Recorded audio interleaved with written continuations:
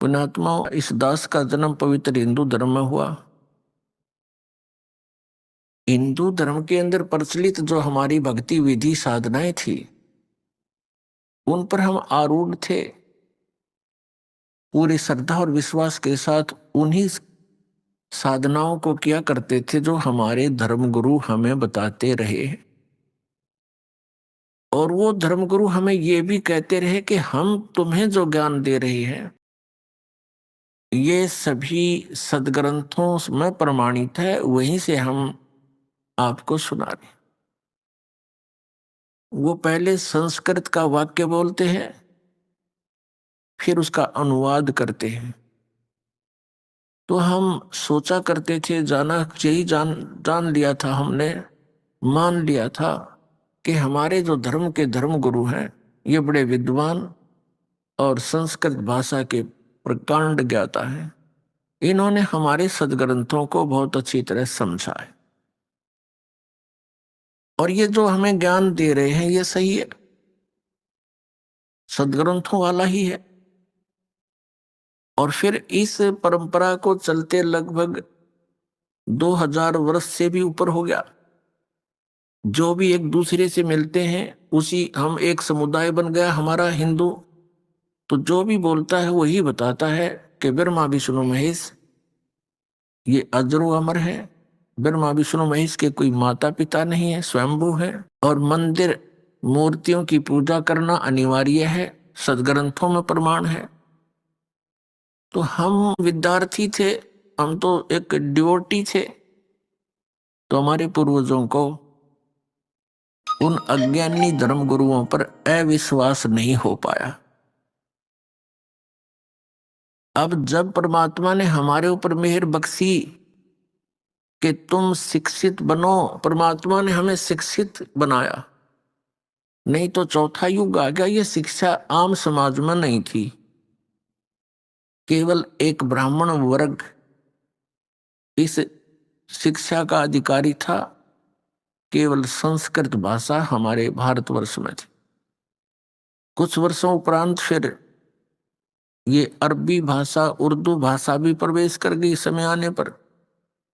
लेकिन पवित्र हिंदू धर्म के अंदर जो भाषा यानी तो संस्कृत के पढ़ने का केवल ब्राह्मण वर्ग को ही अधिकार था, अन्य नहीं पढ़ सकता था, ऐसा प्रतिबंध था पहले। तो जिस कारण से हमने ये सोचा कि इन्होंने बहुत अच्छी तरह सदग्रंथों को जाना है, जो इन्होंने ज्ञान दिया वो हमारे लिए मोक्ष का कारण है, मोक्षदायक है। अब हमारे ऊपर मेहर बख्शी परमात्मा ने, हम शिक्षित कर दिए। और ये शिक्षा हमारे लिए हानिकारक भी है, पूरे विश्व के लिए।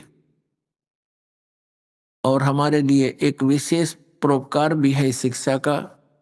ये वरदान भी बन गई अब हमारे लिए कि हम सदग्रंथों से परिचित होकर के भगवान को पहचान लेंगे स्वयं आंखों देख।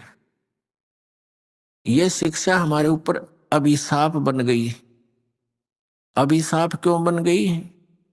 क्योंकि हमने परमाणु बम बना लिए। जरा सी कोई बात उक चुक होगी, एक परमाणु बम छोड़ दिया तो लाखों व्यक्तियों को समाप्त कर देगा। उस क्षेत्र में वर्षों तक कुछ भी नहीं होगा। ये इस शिक्षा की देन है। दूसरे हम चतुर बना दिए, इतने कौवे बना दिए हम, बहन भाई से दूर, भाई भाई का झगड़ा, और हम अफलातून बन गए। बनना था हमने दास। हमारे पूर्वज देखो कितने शांतिपूर्वक रहा करते थे। 2 रोटी भगवान देता, झोंपड़ियों में रहा करते थे, कच्चे पक्के मकान बना करके शांत रहते थे। उनका जो पिछला दास को ने तो बहुत देखा है, क्योंकि 61वां वर्ष चल रहा है। उससे पहले के जितने भी बुजुर्ग देखे, कितना शांत स्वभाव होता था, निष्कपट होते थे, एक दूसरे के मदद के ऊपर तत्पर रहते थे। ऐसा दुराचार व्यभिचार नहीं था जो वर्तमान में आग लगी पड़ी है पूरे मानव समाज में। तो ये शिक्षा का अभिशाप है हमारे, लेकिन ये अब वरदान बनेगी। परमात्मा ने इसका देना अनिवार्य समझा, इसलिए अब ये प्रदान की। नहीं तो पहले 4 युग हो गए, हमें से अपना काम चल रहा था, ठीक है, टाइम पास ही तो करना था। इस संसार में देखो गुरुजन होते हैं, गुरु का अर्थ यही होता है कि वो अपने सिलेबस को स्वयं जाने, फिर विद्यार्थियों को सरल करके समझावे। ये इन गुरुओं का काम होता है। तो हमारे धर्मगुरु ये नकली थे, ये अज्ञानी थे कलयुग के। इन्होंने हमारे सदग्रंथों को समझा नहीं, अपने सिलेबस से ये परिचित नहीं थे, जिस कारण से हम विभाजित होते चले गए। कहीं हिंदू बन गए, कहीं मुसलमान बन गए, कोई सिख बन गया, कोई ईसाई बन गया।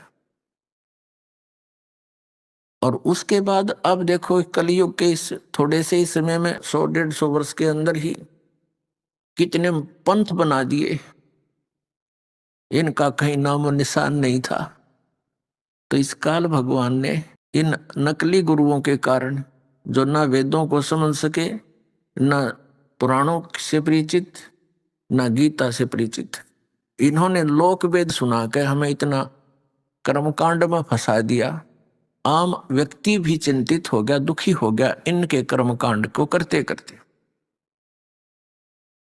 तो पुण्यात्माओं, इस समस्या का समाधान करने के लिए स्वयं परमेश्वर आए। ये परमात्मा चारों युगों में आते हैं, ये हमारे पिता हैं, ये हमारे हमदर्द हैं, ये हमारे मूल मालिक हैं। हम इनकी संतान हैं। अपनी संतान की चिंता माता पिता को ही हो सकती है। दूसरे ठीक है, नेक आत्माएं हैं, थोड़ी बहुत देर हमदर्दी दिखा सकते हैं, लेकिन परमानेंटली वो उनके साथ नहीं रह सकते। तो इसी प्रकार उस परमेश्वर ने हम पर रहम आया कि मेरे बच्चे बहुत दुखी हो गए, इन्होंने गलती तो की थी बड़ी भयंकर, फिर भी कहते हैं माता पिता बच्चों के सैकड़ों अवगुणों को भी माफ करने को तैयार रहता है, यदि वो सुधर जाते।